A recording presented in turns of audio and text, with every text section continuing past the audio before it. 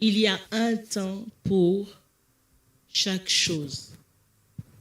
Il y a un temps pour chaque chose. Ce que nous voulons poser dans ce parcours que nous allons avoir ensemble pendant quelques mois, c'est commencer par être conscient qu'il y a un temps pour chaque chose. Il y a une saison pour réveiller l'amour. Si on réveille l'amour en dehors de la saison, ce qu'on gagne n'est pas tant que ça un gain pour notre vie. Ce qu'on gagne nous ralentit. Ce qu'on gagne, c'est... alors, dans tout ce que vous avez cité, moi, je n'ai pas vu forcément écrit les blessures. J'ai écrit les blessures. J'ai écrit la perte de repères. En fait, on se défocalise. Et vous avez cité tellement de choses qui auraient intérêt à être, comment dire, utilisées autrement. Le temps, par exemple. Le temps qui ne revient pas. Le temps qui, quand il part, est fini et gaspillé à jamais. Pendant que j'étais en train de préparer tout ça, je réalisais que il y a du temps que tu aurais pu passer à lire des livres et à te développer. Mais tu étais certainement en train de dire, il ne m'a pas appelé aujourd'hui, il ne m'a pas appelé aujourd'hui, je ne comprends pas. Il y a du temps que tu aurais pu passer à apprendre un instrument. Mais tu n'étais pas disponible parce qu'il fallait aller prendre des glaces. Ou manger de la loco, ou je ne sais pas d'où tu viens. Ou du riz djonjon quelque part. Hein? Il y a du temps que tu aurais pu prendre à passer ton permis de conduire. Mais le samedi, tu n'étais jamais disponible pour y aller.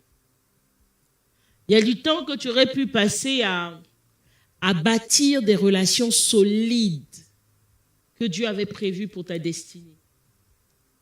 Mais tu n'étais pas disponible. Il fallait répondre à un SMS. Il fallait aller au cinéma. Tu dis, Carl? Les quoi? Tous les appels. Oui, c'est ça. C'est ça. Mais tu es occupé. Ça coûte du temps, ça coûte beaucoup de temps. Vous voulez faire un peu une évaluation du temps que ça vous a coûté?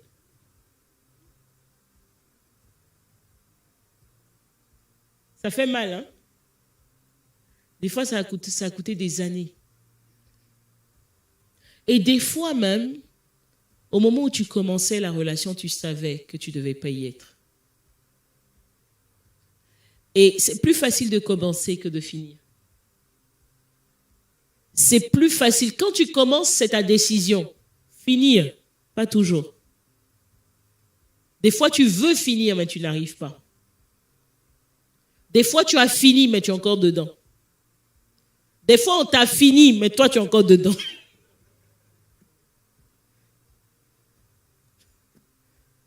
On t'a mis sur le bord de la route, mais toi, tu es convaincu que tu es encore dans la voiture. Donc, c'est là que tu commences à te comparer. C'est là que tu commences à te sentir blessé aussi. Ton estime. Toi, tu appelles alors qu'on te fait... La personne te prend, ça fait rien, mais toi, tu es toujours là. Il y a quelqu'un qui disait une fois, c'est pas grave, même si ça prend des années, un jour tu reviendras. Donc toi, tu as bloqué ta vie comme ça. Ça coûte beaucoup de pleurs. Ça coûte une saison où Dieu t'attendait. Où il t'a tendu la main. Où il attendait un autre niveau d'intimité. Un temps où le Seigneur était en train de te mettre à part. Dieu voulait te mettre à part pendant cette saison pour autre chose. En fait, il y a beaucoup de choses qu'on peut gâcher dans sa vie parce qu'au moment où on est en train de passer son temps à autre chose. Là, on est juste sur le facteur temps. Le temps.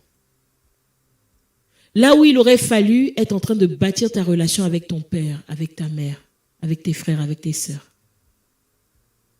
Tu claques la porte, tu dis « Oh, de toute manière, vous m'énervez, vous ne me comprenez pas. » Et comme par hasard, il y a une seule personne sur cette terre qui te comprend. Jusqu'à ce que. Alors que c'était une saison où il fallait passer du temps à la maison. Peut-être avant d'aller plus loin faire ses études. Tu as fui les relations de famille, les relations avec les frères, les sœurs, les parents. Peut-être que Dieu t'attendait à ce moment-là avec cet ami ou cette amie, peu importe, qu'il avait mis à côté de toi pour que justement cette relation soit bâtie. Mais tu étais trop occupé. Je sais pas si on réalise un peu pourquoi j'ai failli dire le psalmiste, pourquoi le Salomon nous dit ne réveillez pas l'amour trop tôt. Ça pompe une énergie. Ça pompe. C'est-à-dire que c'est comme si on te met, c'est quoi, comme une pompe en fait. Puis on aspire ton énergie. Et ça encore, c'est quand la relation avec une personne saine, entre guillemets. Sous-entendu, ce n'est pas un sorcier. Oui, ou une sorcière. C'est vrai, ça existe aussi. Pardon. Je ne suis pas dans le club de Sandra.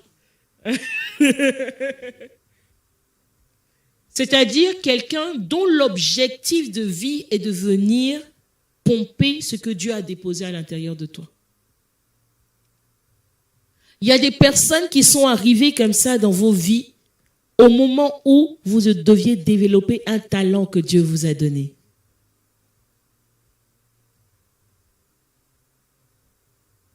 Tu devais être en train de maximiser ce temps.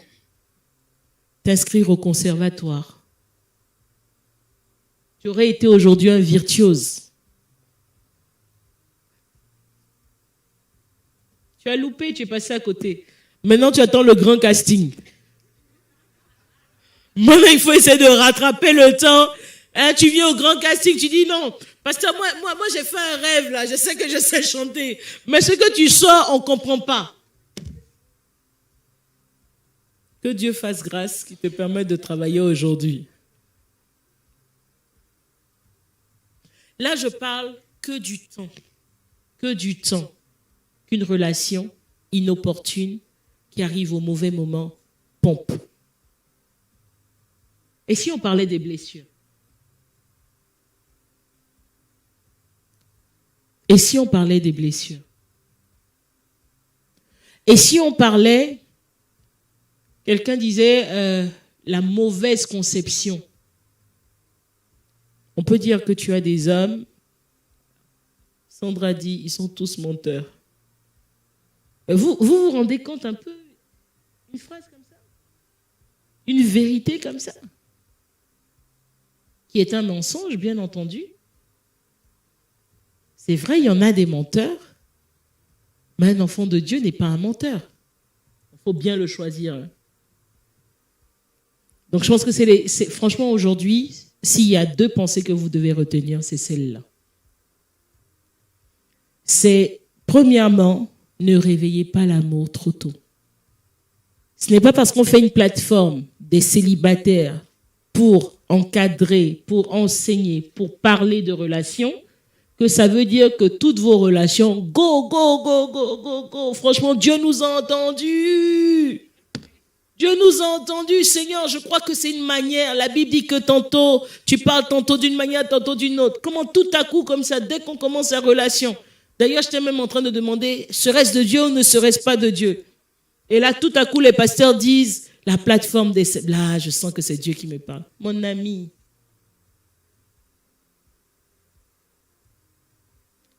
Vous savez, quand l'amour est engagé, quand cette énergie est engagée, faites attention à ce que vous entendez vous-même.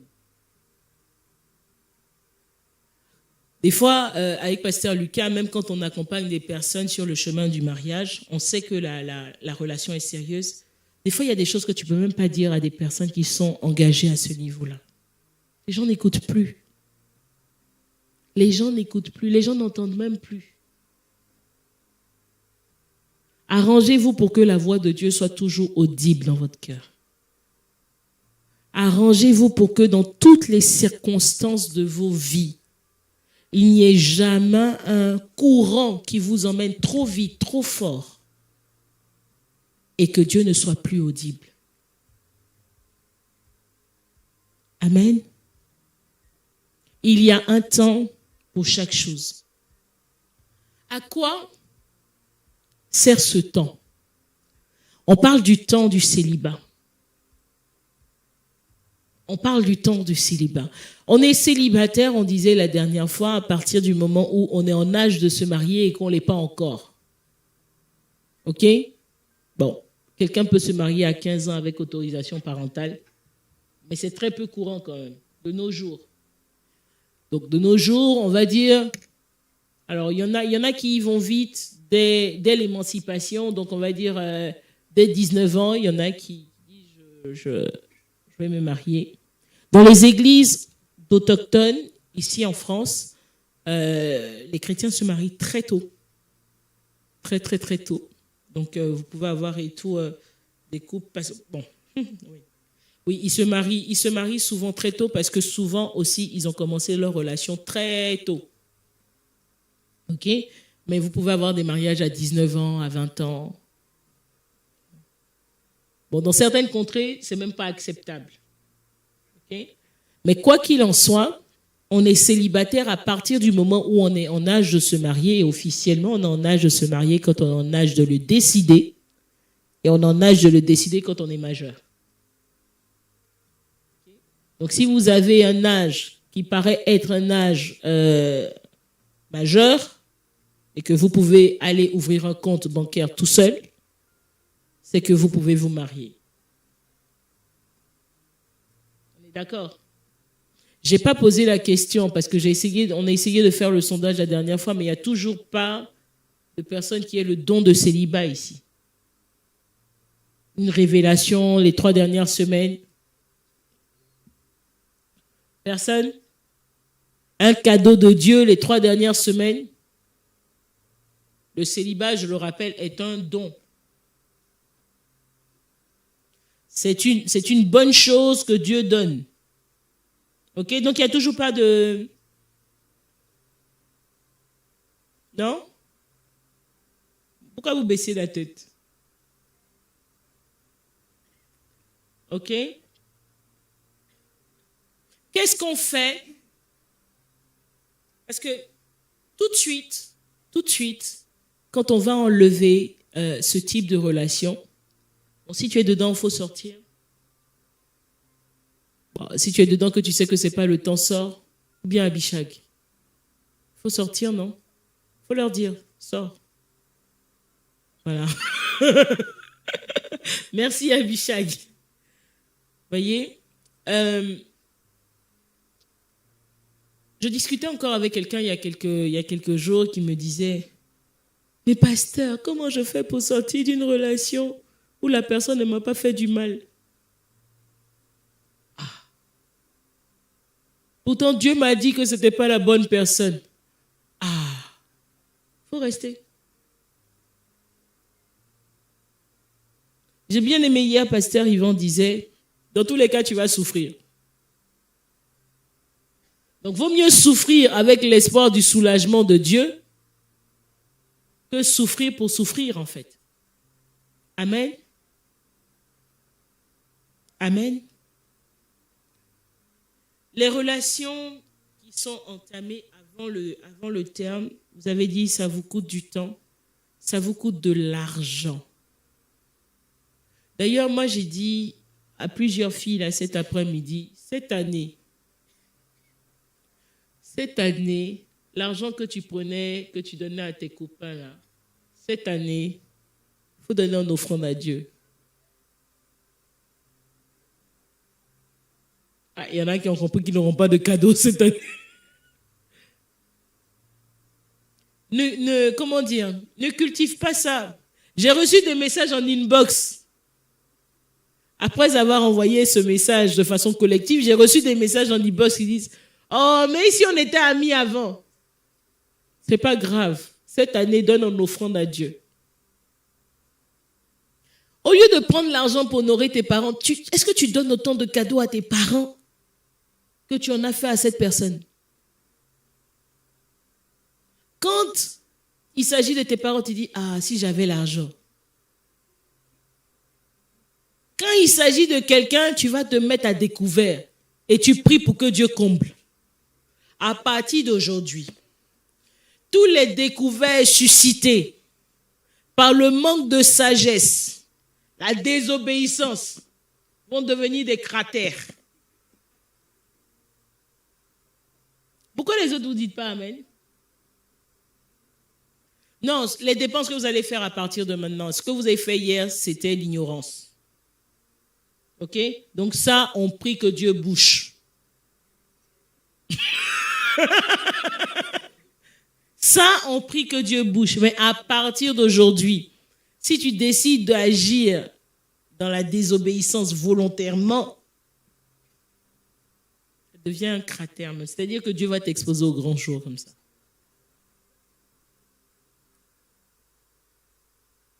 On est d'accord, non? Donc, prends ton enveloppe. Abraham, on prend les enveloppes, on vient faire l'offrande à Dieu. Abraham, tu n'es pas sûr?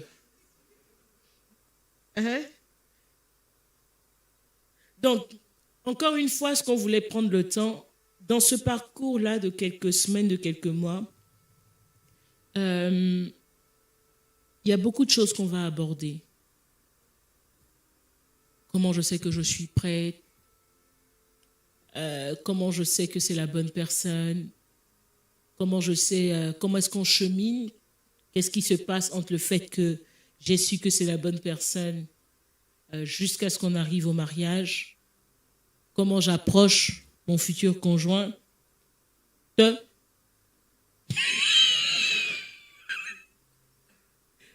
Pardon? Vous avez compris? Donc, comment j'approche ma future conjointe?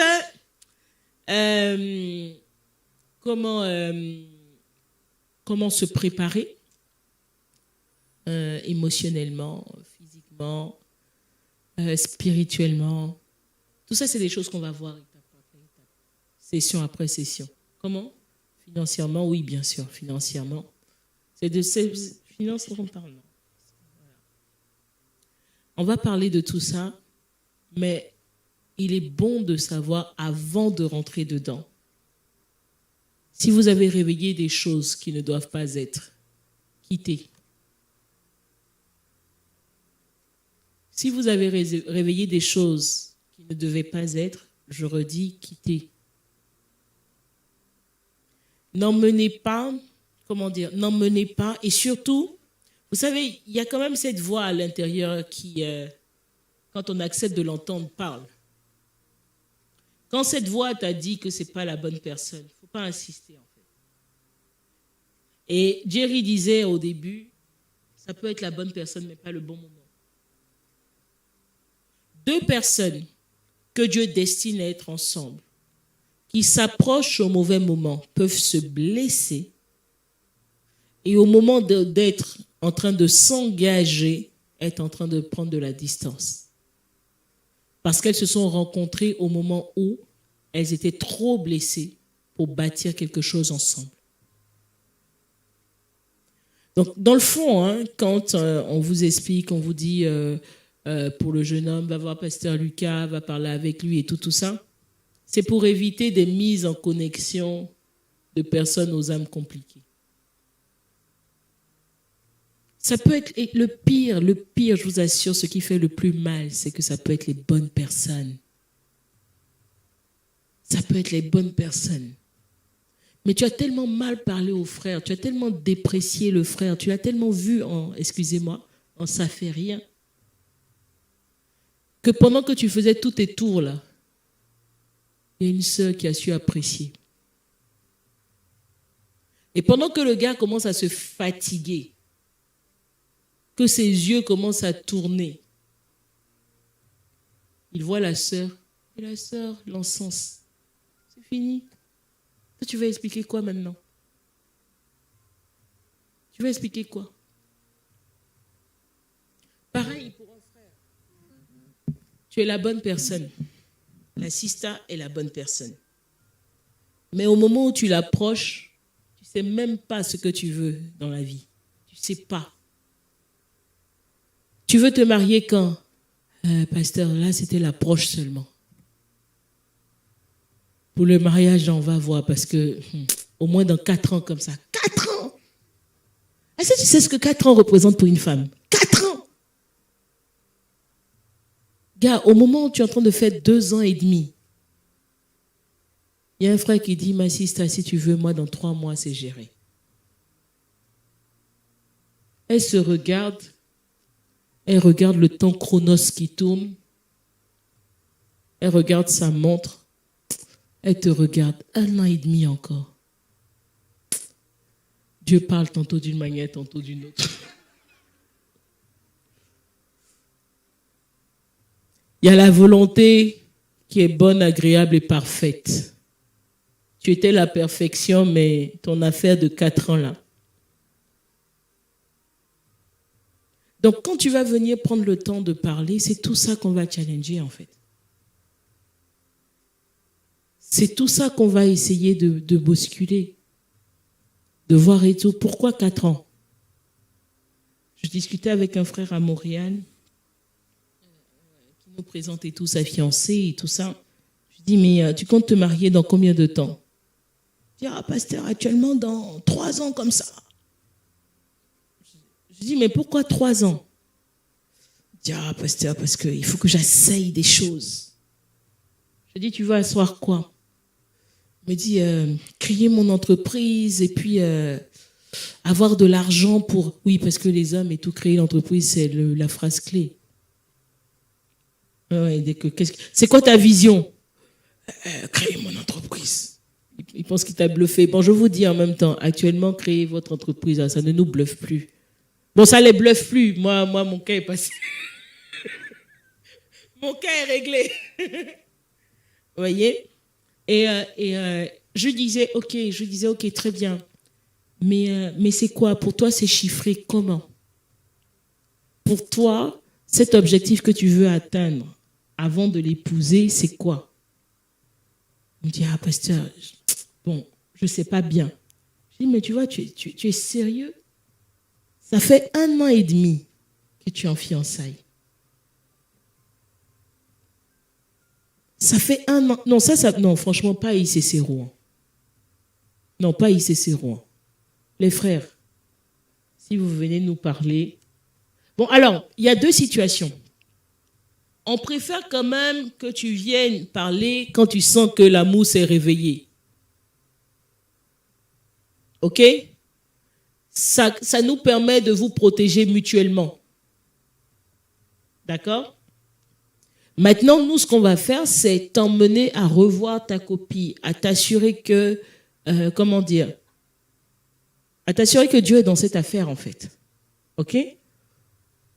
Et puis, on essaie de voir si c'est quelque chose de viable, si c'est quelque chose qui est possible. C'est-à-dire que si tu viens nous voir et que nous, on sait que la sœur, elle est sur le point de se marier, bon, on va essayer de te le dire gentiment, quoi. C'est pas notre rôle de te dire non, elle est déjà avec quelqu'un. Nous, on te dira jamais ça. Mais on te dira, bon, on essaie de dire laisse.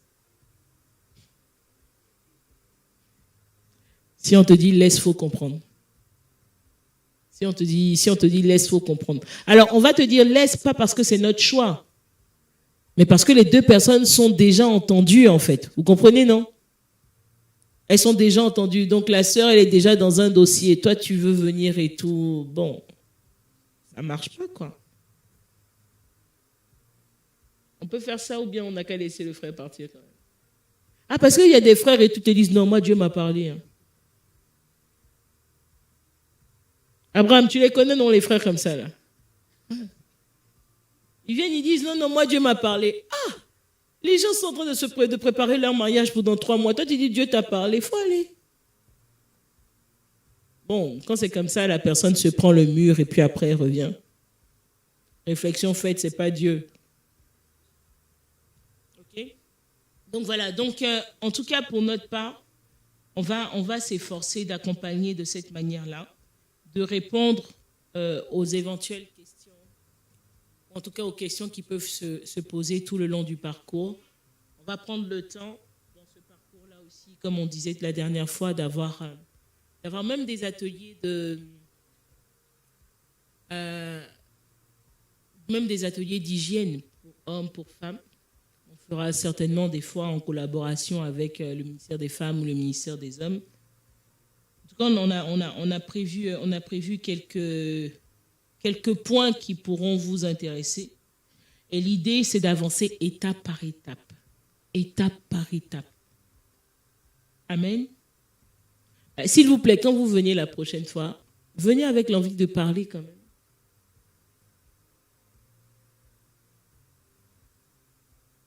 Ou bien vous pensez à toutes les relations que vous devrez briser en sortant d'ici. Oh, je vais vous raconter une histoire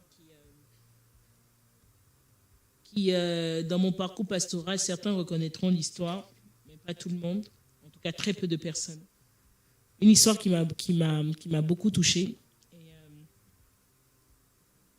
Une personne que le Seigneur a emmenée sur cette plateforme, vraiment une personne avec un potentiel. Vous voyez, je sais pas, il y a des Joseph, il y a des David, il y a des gens qui ont des... Voilà, que Dieu a distingué, que Dieu a rempli, que Dieu a mis à part.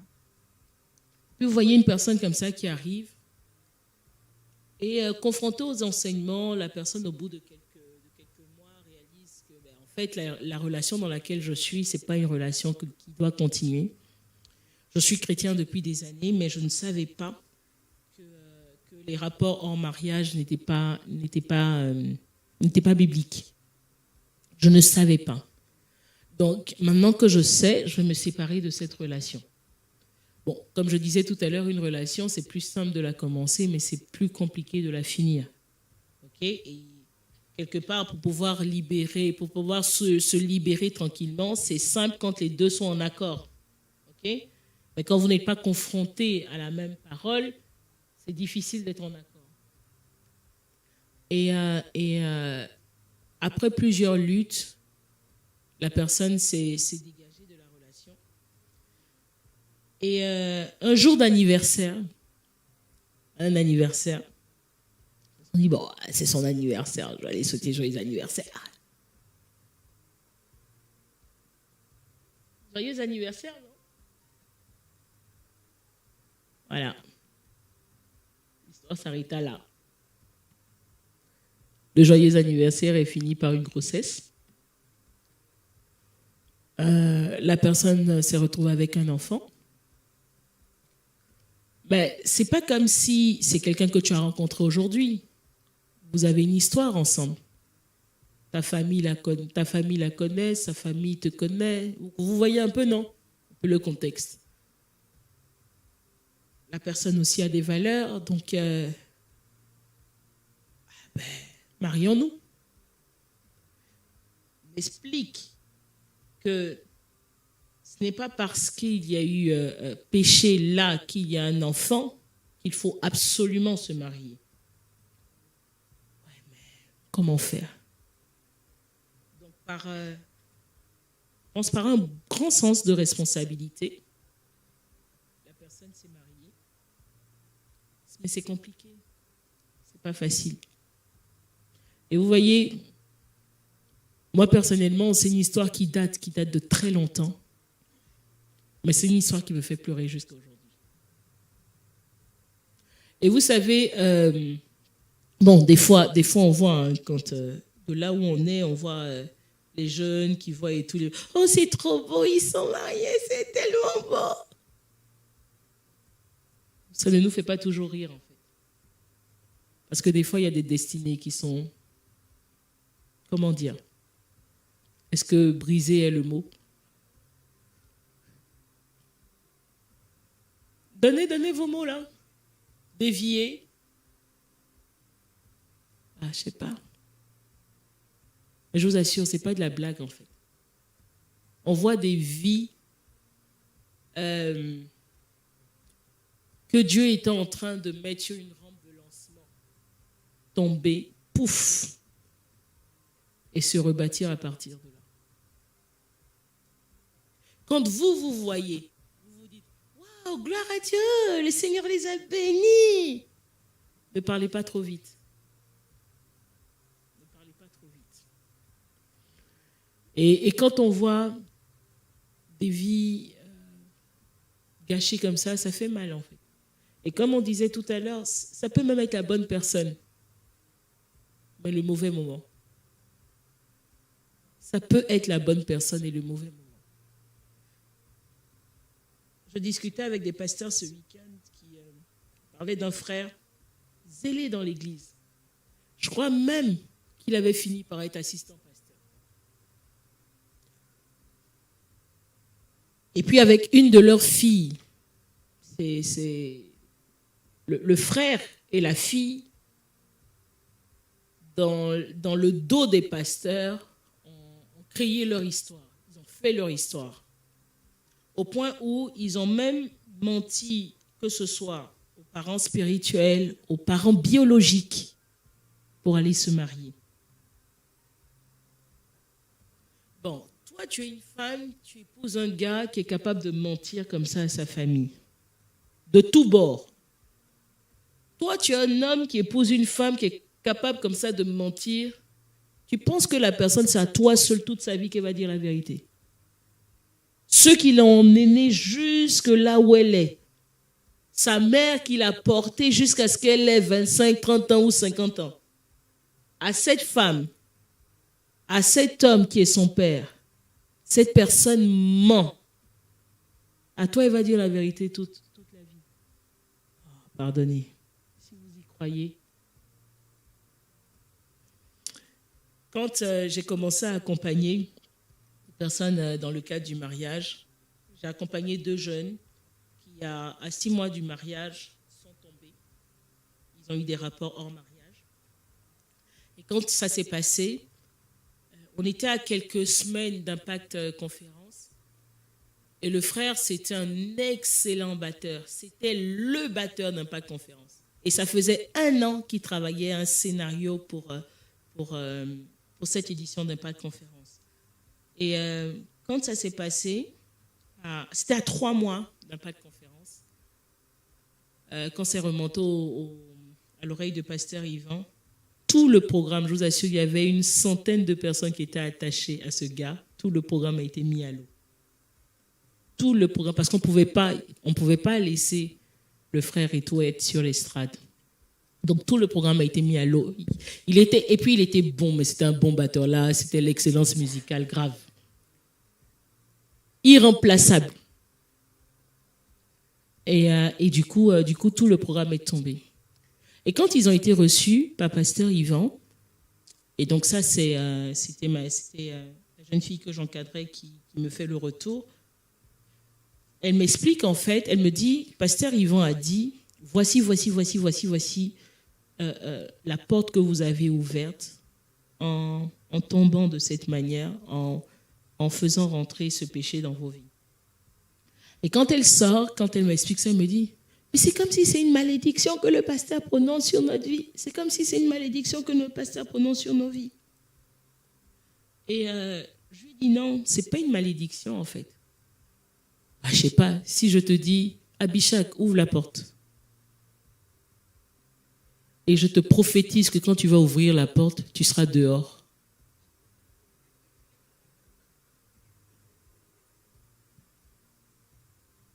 Abishak revient. Les amis, il y a des choses qui ne sont pas des prophéties. Il y a des choses qui sont juste logiques. C'est juste qu'il faut avoir l'expérience de pouvoir le dire. En fait. Vous comprenez, non? Je te dis, tu ouvres la porte. C'est comme si je te dis, saute du 10e étage. Toi, peut-être que tu vas penser que quand tu vas sauter, tu vas voler. Mais de ce que je sais, si toi tu sautes, tu t'écrases. Donc si je te dis, si tu sautes, tu vas t'écraser, bon, c'est pas vraiment une prophétie en fait. C'est la loi de la pesanteur qui te rattrape au sol. Et qui disait tout à l'heure, il n'y a rien de... C'est Nelly. Non, qui disait, il n'y a rien de nouveau? C'est Edel. Il n'y a rien de nouveau sous le soleil. Bon, elle n'a pas dit, mais on a compris qu'il n'y avait rien de nouveau dans ce qu'elle disait. Elle a commencé en disant, il n'y a rien de nouveau.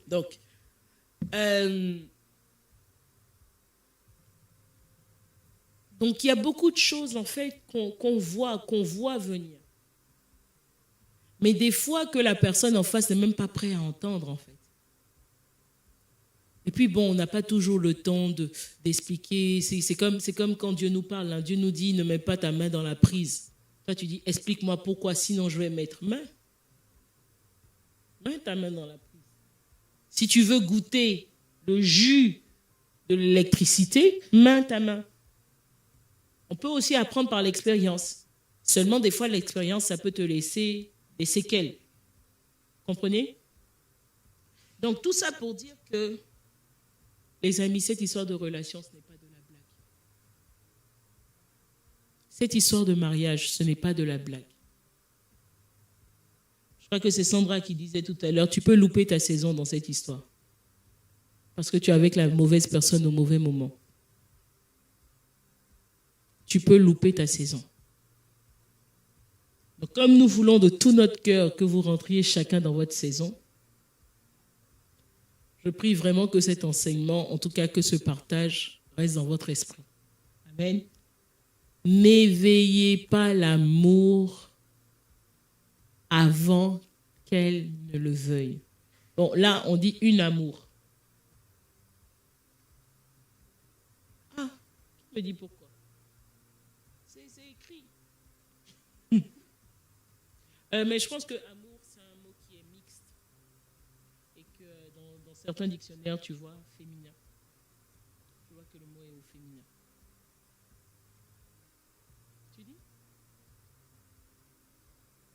Non, c'est juste le sexe du mot. Non, c'est juste le sexe du mot. Il n'y a pas de révélation. Hein. Non, il dit, ne réveillez pas l'amour avant qu'elle le veuille. C'est la Bible. Avant qu'elle le veuille. Oui. Avant qu'elle le veuille. Toi et moi, on aurait certainement écrit avant qu'il le veuille. Tu vois? Mais on dit un ou une amour. Amen. Une question? C'est clair? Vous n'êtes pas trop découragé? Doriane? Pas trop découragé? Non?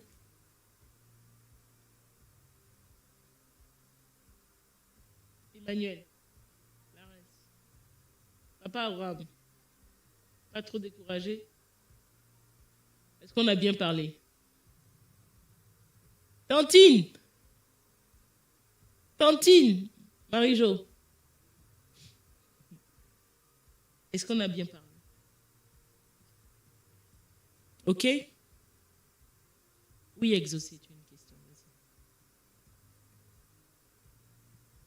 On va atterrir.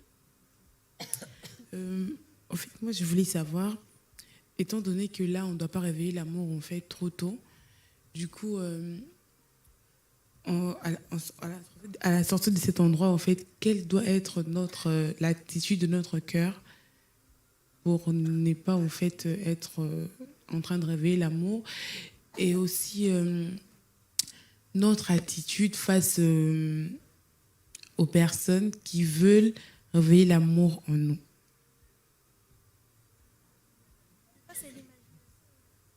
Alors, c'est ta décision de réveiller l'amour. Réveiller l'amour ou non, c'est ta décision. Personne n'a la capacité de réveiller l'amour en toi.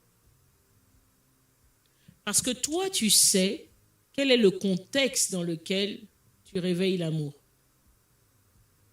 Plusieurs l'ont dit au début, dans les conversations, dans les échanges, dans les cadeaux. Attends, entre toi et moi, il n'y a rien. Tu veux m'offrir un cadeau, pourquoi? On est en train de gâter les plans. à l'approche des fêtes comme ça.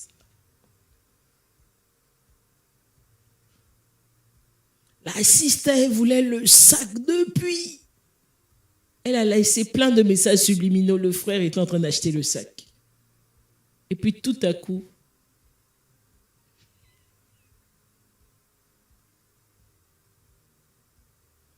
il n'y a pas de raison que j'accepte un cadeau. Alors si on se dit, le groupe d'impact me fait un cadeau, d'accord. Mais pourquoi ex-petit Péniel va me faire un cadeau? Excuse-moi, tu es devant moi, c'était facile. Hein? Pourquoi? Au nom de quoi?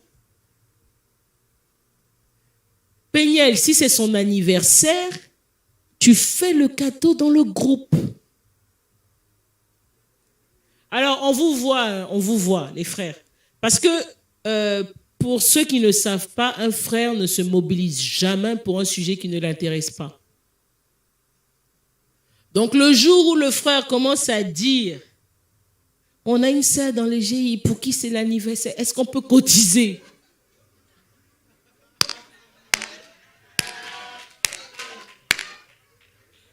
Il est démasqué. Il est démasqué. Parce que avec les filles, c'est un peu plus subtil. Parce qu'elles aiment faire les cadeaux, donc elles vont le faire des fois pour certaines sœurs, elles vont le faire et tout pour, pour un frère et tout dans le groupe, elles peuvent le faire. Mais un frère qui tout à coup brusquement devient serviable, devient bon, il veut s'assurer que la sœur a bien mangé. Tu es démasqué. Non, on sait, l'homme ne partage pas comme ça, vous voyez? Donc, c'est ça. Mais t'inquiète, c'est pas la cafette totalement que ça se gère. C'est pareil, hein, c'est le même coup que les appels. Non, je voulais voir si tu es bien rentré. Bien rentré. Non, il n'appelle pas l'église. L'église ne l'intéresse pas. Même le pasteur, s'il est bien rentré, il s'en fout. Il n'en a rien à faire. Excusez-moi. C'est juste elle. Si elle est bien rentrée, le pays est en paix. Okay? Est-ce que tu es bien rentré? Non, mais tu m'as expliqué un problème la dernière fois. Je voulais savoir si c'est résolu. Tu as besoin d'une caution. Je vais chercher une solution pour toi.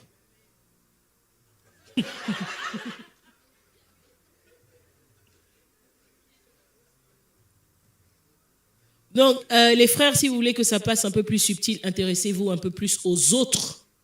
Et puis comme ça passera un peu plus subtil, quoi. Ouais, ils n'ont même pas dit Amen, parce que même là, ils n'ont pas compris. Hein? Ok? Apprenez à aimer les autres, comme ça vous pourrez obéir à Éphésiens 5, 18. Amen? Ok, donc, c'était bon ta question?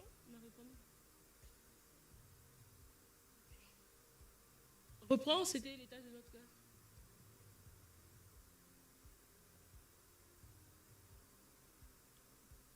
Comment alors? Le psaume 119, verset 105 nous dit quoi? Comment?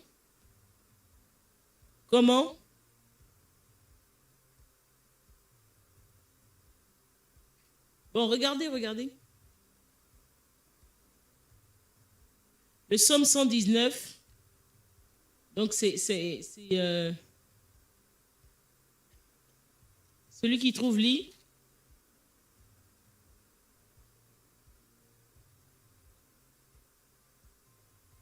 Ok, le verset au-dessus.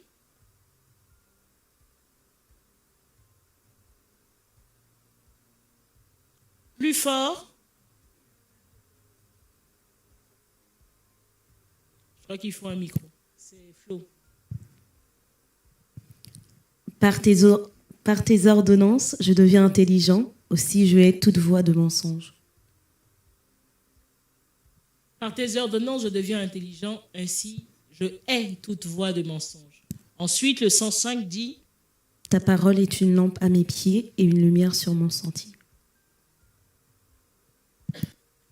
Qui connaît le verset qui dit, comment le jeune homme rendra-t-il pur son sentier? Référence? Psaume 119, verset? Ah! Il y en a un qui dit 10, l'autre dit 38. Regardez.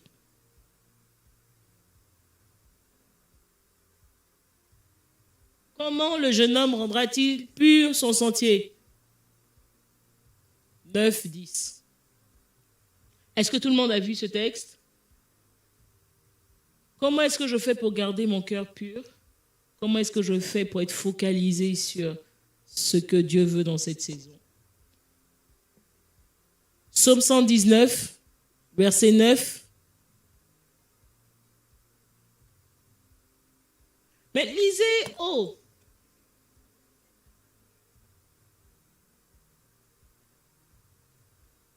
Quelqu'un peut me lire ce verset? Ben, il faut le lire. Comment le jeune homme rendra-t-il pur son sentier en se dirigeant d'après ta parole? Alors, oui, peut-être que le verset dit le jeune homme, c'est pour ça que... Tu peux dire comment le jeune Jean. Ok? On est d'accord, non? En tant que femme, on se sent concerné aussi, non? Comment est-ce que je rends pur mon sentier? Comment est-ce que je marche là où Dieu veut que je marche dans cette saison?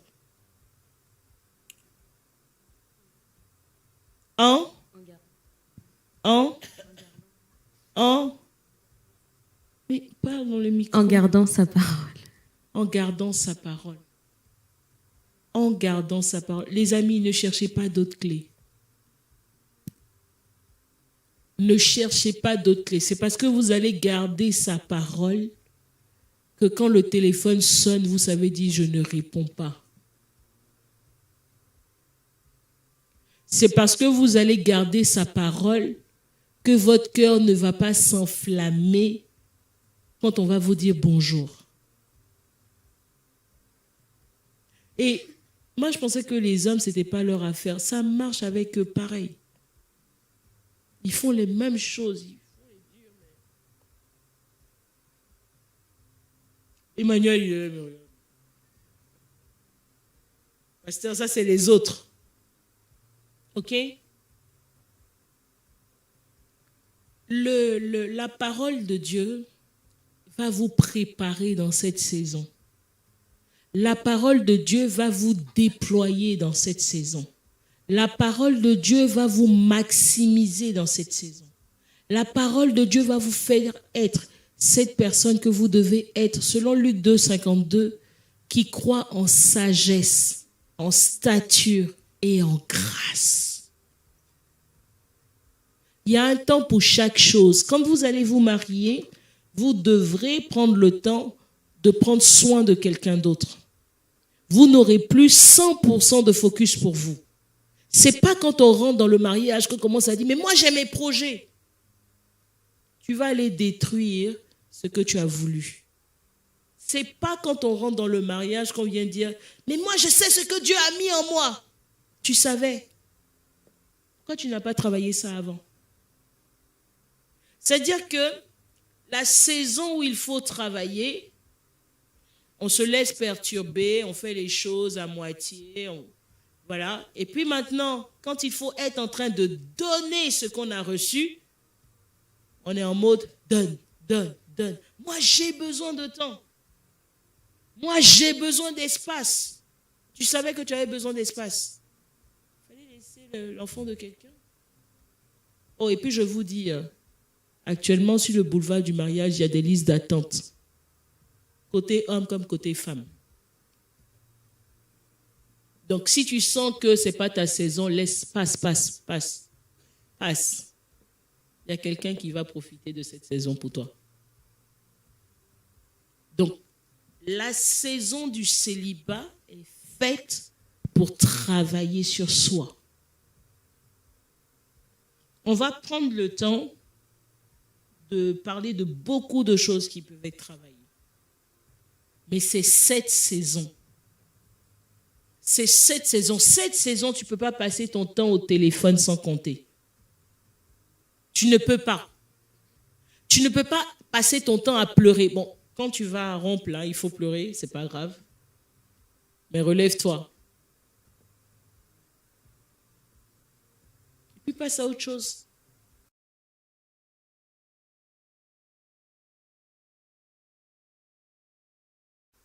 Si Dieu enlève cette relation, c'est qu'il a prévu meilleur pour toi. Toi, tu vas expliquer à Dieu la vie. Tu vas expliquer à Dieu pourquoi, si ce n'est pas cette personne, ta vie est gaspillée. Donc, toi, tu expliques au Créateur qui t'a créé pourquoi quelqu'un peut bousiller ta vie. Hey.